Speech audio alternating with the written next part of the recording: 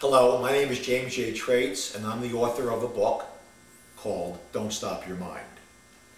In our Western society, indeed in the world as a whole, we tend to go through our lives believing that, other than perhaps a few inventions here and there, all of the great questions regarding reality have been answered.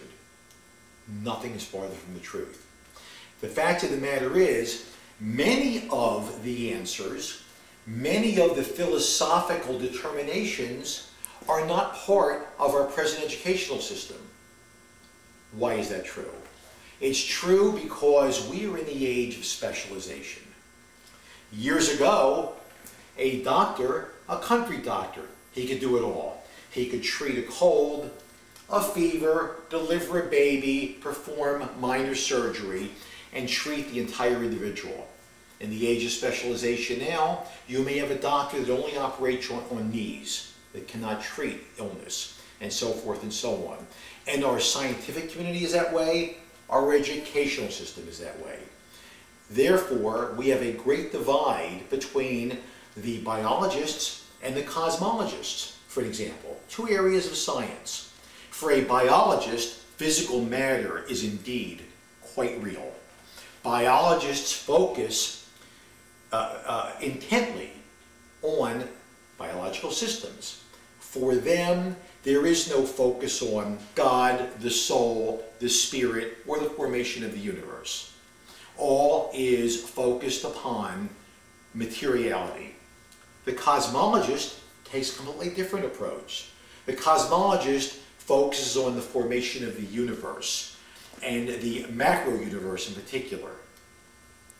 The physicists, especially the particle physicists and the quantum physicists, focus on subatomic matter, the micro universe. And there's a great divide between all of us, between science and religion. Many, many years ago, especially at the time of our founding fathers of this country and before, there was a much smaller population of educated individuals. But those educated individuals study the entire gamut of human knowledge. Philosophy, natural science, the real world around them. So that each educated individual was intimately familiar with the great questions of philosophy. What has happened is we now have a large population of, I'll say highly trained rather than highly educated individuals. And our educational institutions do this to us. We become more and more specialized. The more specialized you are, the narrower your focus. If you think of a very powerful telescope, the more powerful the telescope, the smaller and more distant the object it can visualize. But it visualizes a smaller and smaller area. Now, why is that important?